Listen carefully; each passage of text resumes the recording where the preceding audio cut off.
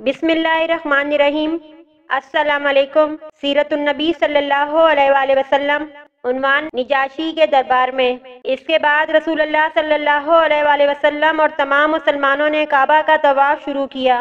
حضرت عمر رضی اللہ تعالیٰ عنہ آگے آگے رہے۔ مسلمانوں نے کعبہ کے گرد نماز ادا کی۔ سب نے بلند آواز سے قرآن کی تلاوت بھی کی، جبکہ اس سے پہلے مسلمان ایسا نہیں کر سکتے تھے۔ اب تمام قریش نے مل کر نبی کریم صلی اللہ علیہ وآلہ وسلم کو قتل کرنے کا فیصلہ کیا۔ انہوں نے حضرت صلی اللہ علیہ وآلہ وسلم کے خاندان والوں سے کہا، تم ہم سے دگنا خون بہا لے لو اور اس کی اجازت دے دو کہ قریش کا کوئی شخص حضرت صلی اللہ علیہ وآلہ وسلم کو قتل کر دے، تاکہ ہمیں سکون مل جائے اور تمہیں فائدہ پہنچ جائے۔ آن حضرت صلی اللہ علیہ وآلہ وسلم کے خاندان والوں نے اس تجویز کو ماننے سے انکار کر دیا۔ اس پر قریش نے غصے میں آ کر یہ طے کیا کہ تمام بنو ہاشم اور بنو عبد المطلب کا معاشرتی بائیکاٹ کیا جائے، اور ساتھ ہی انہوں نے طے کیا کہ بنو ہاشم کو بازاروں میں نہ آنے دیا جائے تاکہ وہ کوئی چیز نہ خرید سکیں، ان سے شادی بیاہ نہ کیا جائے اور نہ ان کے لیے کوئی صلح قبول کی جائے، ان کے معاملے میں کوئی نرم دلی نہ اختیار کی جائے، یعنی ان پر کچھ بھی گزرے ان کے لیے دل میں رحم کا جذبہ پیدا نہ ہونے دیا جائے، اور یہ بائیکاٹ اس وقت تک جاری رہنا چاہیے جب تک کہ بنی ہاشم کے لوگ حضرت صلی اللہ علیہ وآلہ وسلم کو قتل کرنے کے لیے قریش کے حوالے نہ کر دیں۔ قریش نے اس معاہدے کی باقاعدہ تحریر لکھی۔ اس پر پوری طرح عمل کرانے اور اس کا احترام کرانے کے لیے اس کو کعبے میں لٹکا دیا۔ اس معاہدے کے بعد ابو لہب کو چھوڑ کر تمام بنی ہاشم اور بنی عبد المطلب شعیب ابی طالب میں چلے گئے۔ یہ مکہ سے باہر ایک گھاٹی تھی۔ ابو لہب چونکہ قریش کا پکا طرفدار تھا اور آپ صلی اللہ علیہ وآلہ وسلم کا بدترین دشمن بھی تھا، اس لیے اسے گھاٹی میں جانے پر مجبور نہ کیا گیا۔ یوں بھی اس نے نبی کریم صلی اللہ علیہ وآلہ وسلم کے قتل کے منصوبے میں قریش کا ساتھ دیا تھا، ان کی مخالفت نہیں کی تھی۔ نبی اکرم صلی اللہ علیہ وآلہ وسلم شعیب ابی طالب میں محصور ہو گئے۔ اس وقت آپ کی عمر مبارک 46 سال تھی۔ بخاری میں ہے کہ اس گھاٹی میں مسلمانوں نے بہت مشکل اور سخت وقت گزارا۔ قریش کے بائیکاٹ کی وجہ سے انہیں کھانے پینے کی کوئی چیز نہیں ملتی تھی۔ سب لوگ بھوک سے بے حال تھے، یہاں تک کہ انہوں نے گھاس پھوس اور درختوں کے پتے کھا کر یہ دن گزارے۔ جب بھی مکہ میں باہر سے کوئی قافلہ آتا تو یہ مجبور اور بے کس حضرات وہاں پہنچ جاتے تاکہ ان سے کھانے پینے کی چیزیں خرید لیں، لیکن ساتھ ہی ابو لہب وہاں پہنچ جاتا اور کہتا، لوگوں، محمد کے ساتھی اگر تم سے کچھ خریدنا چاہیں تو اس چیز کے دام اس قدر بڑھا دو کہ یہ تم سے خرید نہ سکیں۔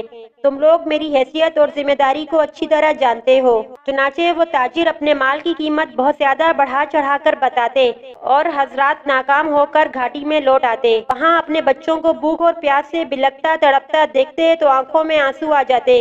ادھر بچے انہیں خالی ہاتھ دے کر اور زیادہ رونے لگتے۔ ابو لہب ان تاجروں سے سارا مال خرید لیتا۔ یہاں یہ بات ذہن نشین کر لیں کہ حضرت صلی اللہ علیہ وآلہ وسلم اور ان کے خاندان کے لوگ قریش کے اس معاہدے کے بعد حالات کا رخ دیکھتے ہوئے خود اس گھاٹی میں چلے آئے تھے۔ یہ بات نہیں کہ قریش مکہ نے انہیں گرفتار کر کے وہاں قید کر دیا تھا۔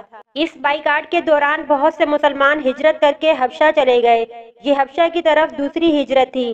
اس ہجرت میں 38 مردوں اور 12 عورتوں نے حصہ لیا۔ ان لوگوں میں حضرت جعفر بن ابو طالب رضی اللہ تعالیٰ عنہ اور ان کی بیوی اسماء بنت امیس رضی اللہ تعالیٰ عنہ بھی تھیں۔ ان میں مقداد بن اسود رضی اللہ تعالیٰ عنہ، عبداللہ بن مسعود رضی اللہ تعالیٰ عنہ، عبداللہ بن حجش اور ان کی بیوی ام حبیبہ بن ابو سفیان رضی اللہ تعالیٰ عنہ بھی تھے۔ یہ عبیداللہ بن حجش حبشہ جا کر اسلام سے پھر گیا تھا اور اس نے عیسائی مذہب اختیار کر لیا تھا۔ اسی حالت میں اس کی موت واقع ہوئی۔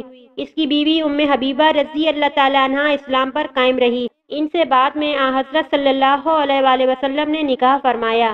ان مسلمانوں کو حبشہ میں بہترین پناہ مل گئی۔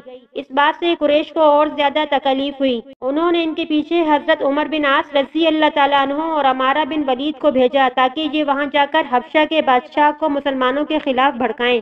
حضرت عمر بن عاص رضی اللہ تعالیٰ عنہ بعد میں مسلمان ہوئے۔ یہ دونوں حبشہ کے بادشاہ نجاشی کے لیے بہت سے تحائف لے کر گئے۔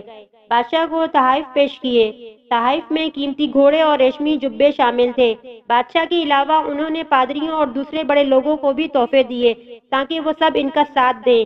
بادشاہ کے سامنے دونوں نے اسے سجدہ کیا۔ بادشاہ نے انہیں اپنے دائیں بائیں بٹھا لیا۔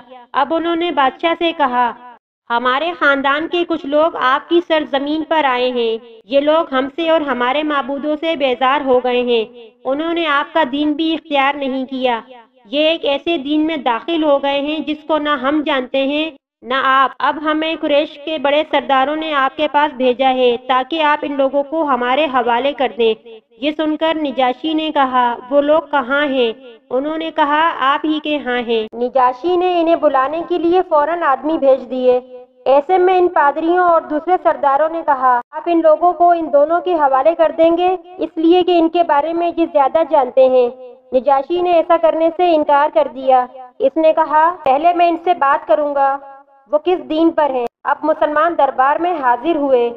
حضرت جعفر رضی اللہ تعالیٰ عنہ نے اپنے ساتھیوں سے کہا، نجاشی سے میں بات کروں گا۔ ادھر نجاشی نے تمام عیسائی عالموں کو دربار میں طلب کر لیا تھا تاکہ مسلمانوں کی بات سن سکیں۔ وہ اپنی کتابیں بھی اٹھا لائے تھے۔ مسلمانوں نے دربار میں داخل ہوتے وقت اسلامی طریقے کے مطابق سلام کیا، بادشاہ کو سجدہ نہ کیا۔ اس پر نجاشی بولا، کیا بات ہے، تم نے مجھے سجدہ کیوں نہیں کیا؟ حضرت جعفر رضی اللہ تعالیٰ عنہ فوراً بولے، ہم اللہ کے سوا کسی کو سجدہ نہیں کرتے۔ اللہ تعالیٰ نے ہمارے درمیان ایک رسول بھیجے ہیں اور ہمیں حکم دیا ہے کہ اللہ کے سوا کسی کو سجدہ نہ کرو۔ اللہ کے رسول کی تعلیم کے مطابق ہم نے آپ کو وہی سلام کیا ہے جو جنت والوں کا سلام ہے۔ نجاشی اس بات کو جانتا تھا اس لیے کہ یہ بات انجیل میں تھی۔ ملتے ہیں ایک نئی ویڈیو کے ساتھ، اجازت دیجیے گا اس اپنے پن کے ساتھ کہ اپنا بہت خیال رکھیے گا۔ اللہ حافظ۔